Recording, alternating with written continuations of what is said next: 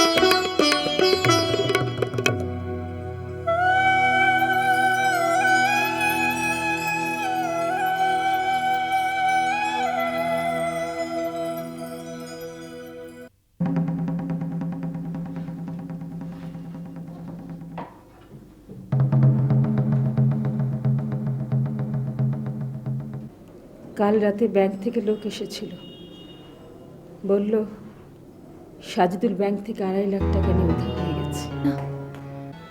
আমার স্বপ্ন সত্যি হলো। আপনি কি মানুষ? আপনার কি মনে হয় কেন সেই কাজটা করতে পারে? নিশিকে নিয়ে সে সারাক্ষণ ডিপ্রেস থাকতো। শেষের দিকে তা এতই বেড়ে গিয়েছিল যে,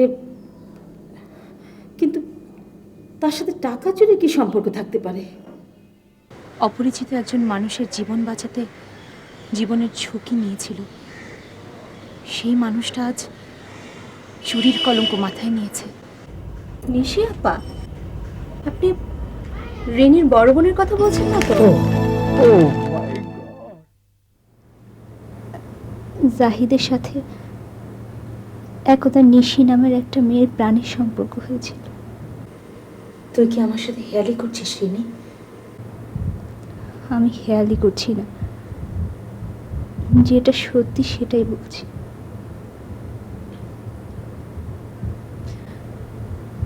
পৃথিবীটা খুব ছোট। ভীষণ খাতির ছিল মানে?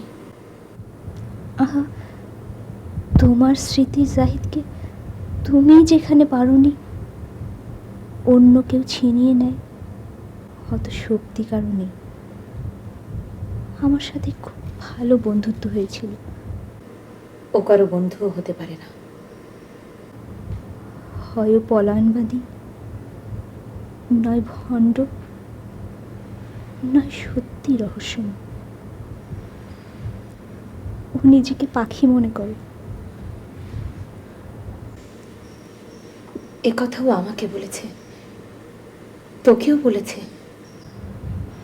আহা, এটা এমন কি গোপন কথা সে একজনকেই বলবে? সে নিজেকে যা মনে করে সেটা যদি সত্যি হয় সবাইকেই বলতে পারে। জোনাক পোকার গল্প, সেটা বলেনি? হ্যাঁ, বলেছে। এটা ওর মুদ্রা দোষ ছিল। মাঝে মাঝেই বলতো, আমার হাতে আছে মুঠো ভর্তি জোনাক, যা জোনাক উড়ে যা। এর পেছনের কাহিনী বলেনি? পেছনের কাহিনী? একটা গ্রাম, বিশাল একটা মাঠে একজন কিশোর দাঁড়িয়ে। খেদি? না। তোমার ঈর্ষা হচ্ছে? রিনি,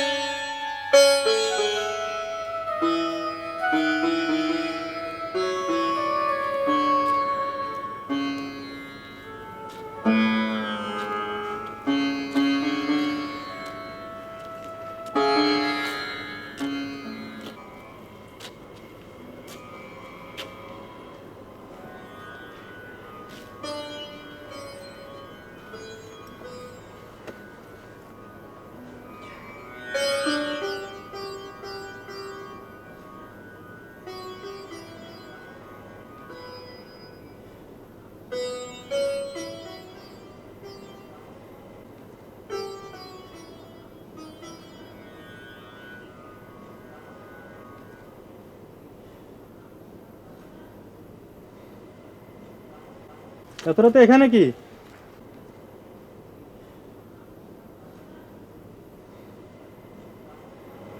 আমার বাবার ট্রেনে কাটা পড়েছেন।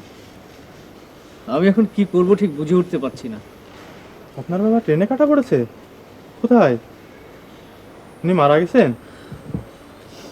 সম্ভবত। তাহলে আপনি এখানে বসে আছেন কেন? কোথায় ট্রেনে কাটা পড়েছে? জানি না। আপনার বাড়ি? আমার বাড়ি ময়মনসিংহ। খাবেন?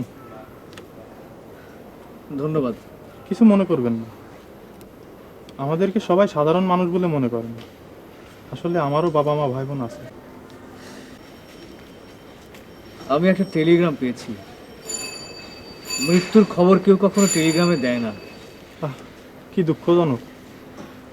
এই ফুটপাতে বসে না থেকে বাড়ি যান, গিয়ে দেখেন যদি সত্যি তেমন কিছু হয়ে থাকে তাহলে তার দাফন টাফনের ব্যবস্থা করুন, আর মনটাকে শক্ত করুন।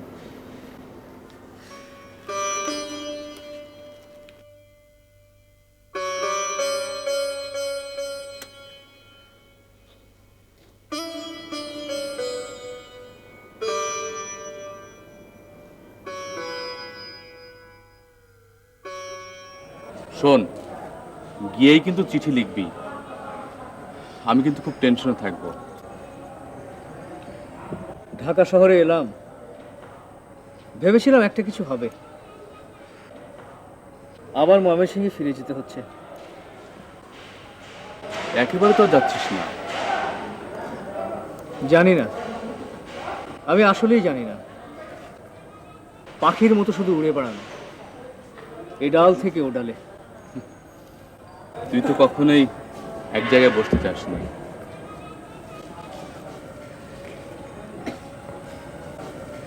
চল, প্ল্যাটফর্মে ট্রেন এসে লেগে গেছে।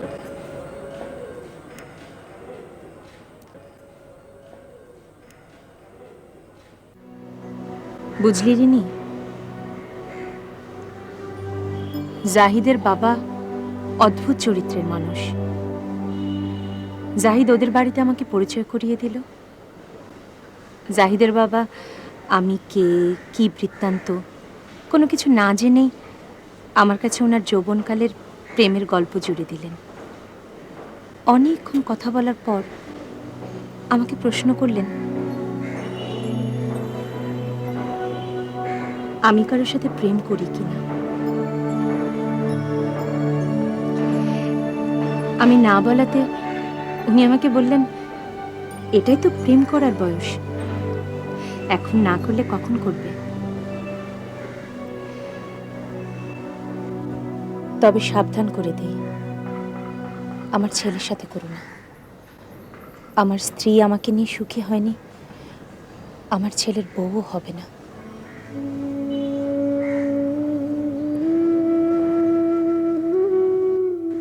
জানেন, আমি প্রায় স্বপ্ন দেখি।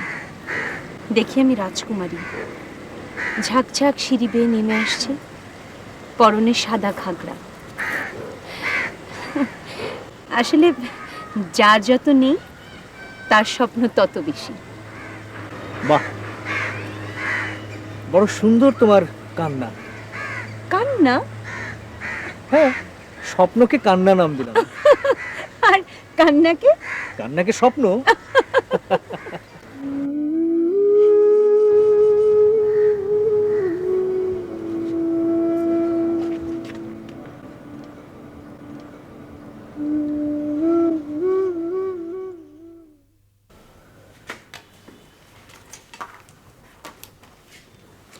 বাবা, বাবা, বাবা,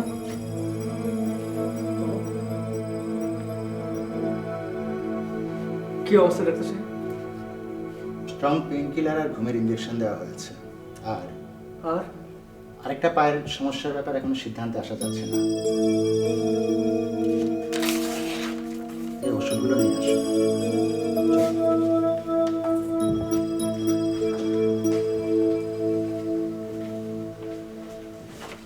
বাবা, বাবা, বাবা, যাইনি বাবা, বাবা বাবা বাবা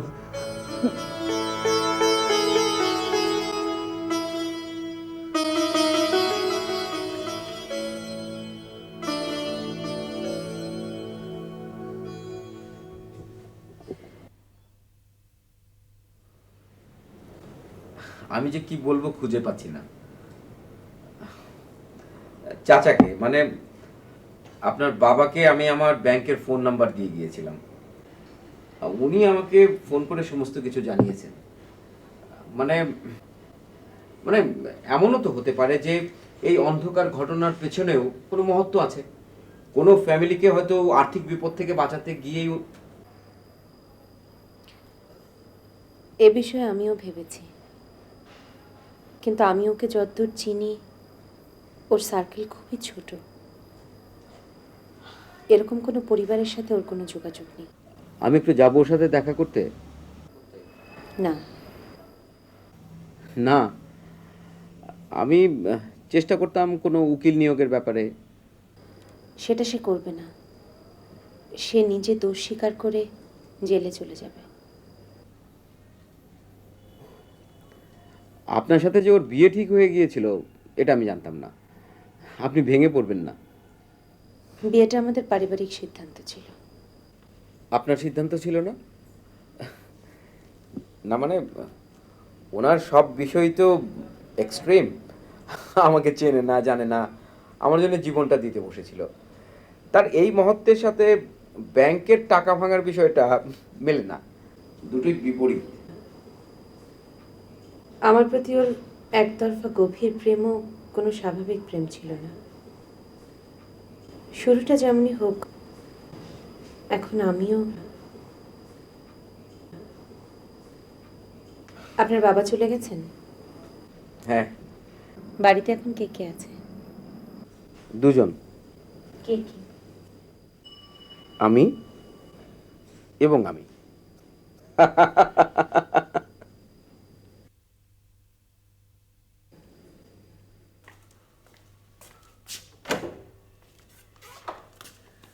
দাঁড়াও, সবার টানা গজাচ্ছে। টিচারের টাইম শেষ হচ্ছে 1 ঘন্টা আগে। এতক্ষণ কোথায় ছিলে?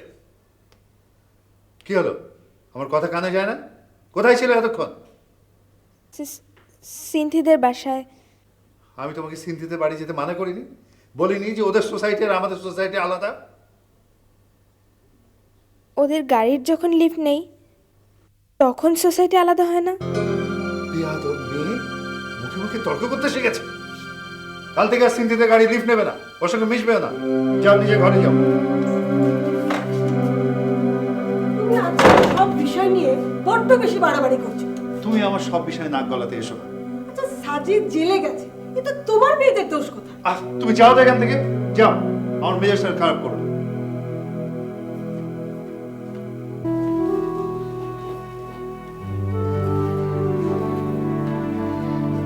শৈলী, শৈলী, কাঁদে না। আমি বাড়ি ছেড়ে চলে যাব, যেদিকে তো চোখ দেয়। বাবার রাগটা একটু কমুক, এই ব্যাপারটা নিয়ে বাবার সাথে ডিসকাস করবো। তুমি বাবাকে কিচ্ছু বলতে পারবে না, কিচ্ছু না। আমি কারোকে নিবও না, পরীক্ষাও দিব না। বাবা বাবা কদিন ধরে ভীষণ মেজাজ খারাপ করে আছে। কটা দিন যেতে দে। বাবা ভাবছেন সাজিদের স্ক্যান্ডেলের তাই বলে নিজের জাল আমার উপর ছাড়বেন? ভালো মানুষের মতো চলি তো। দেখি না আমাদের বয়সী ছেলে মেয়েদের ক্লাস বাকি দিয়ে ঘোরাঘুরি করে। সত্য কথার কোনো দামই নেই। বলতাম মিথ্যা কথা, বলতাম টিচার বাসায় ছিলেন না, দেরি করে এসেছেন, তাহলে তো ঠিকই পার পেয়ে যেতাম। প্লিজ আপনি, প্লিজ তুমি যাও। লক্ষ্মী শৈলী, কাঁদে না। লক্ষ্মী, শৈলী, মা,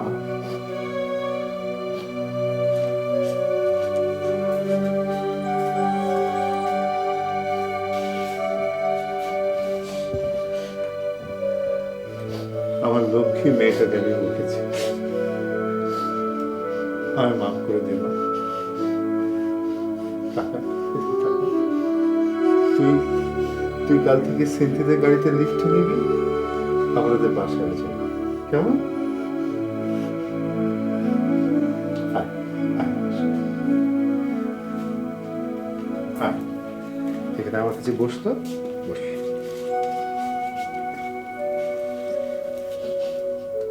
আবার কান্না। চোখ মোচ, চোখ মোচ শৈলী। এই তো ভালো লাগছে।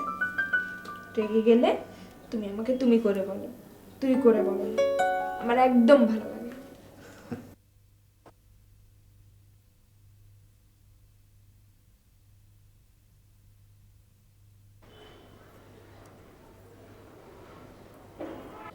আপনি কি মনে করেন সাজেদুলের এই ঘটনার সাথে পরোক্ষভাবে হলেও আমি জড়িত? তোমার কেন তা মনে হচ্ছে?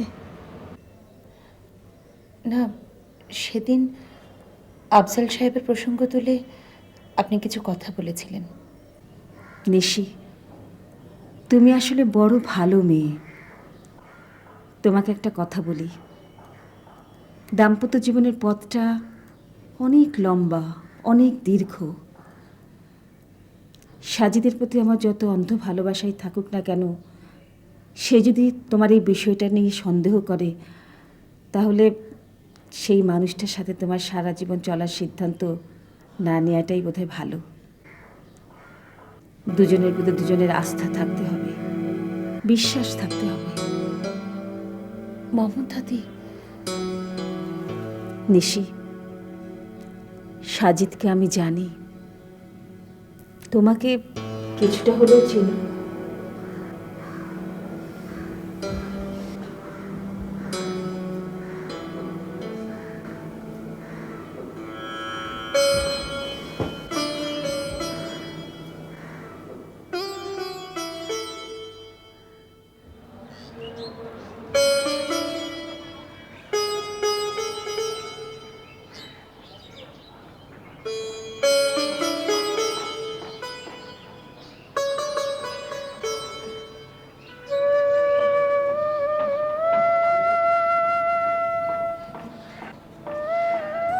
এই রেলিংটাকে স্পর্শ করে আপনার কথা ভেবে ভেবে আমি অনেক কষ্টের দীর্ঘশ্বাস ফেলেছি। আমি যদি কখনো দূরে কোথাও হারিয়ে যাই, এই রেলিং স্পর্শ করলে আপনি আমাকে খুঁজে পাবেন।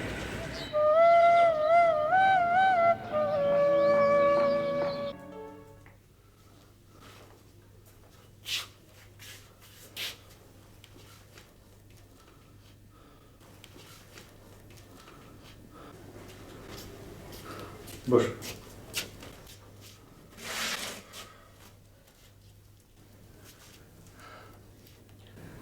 নিশি যে একদম পড়াশোনা বন্ধ করে দিয়েছে, সেটা লক্ষ্য করেছো?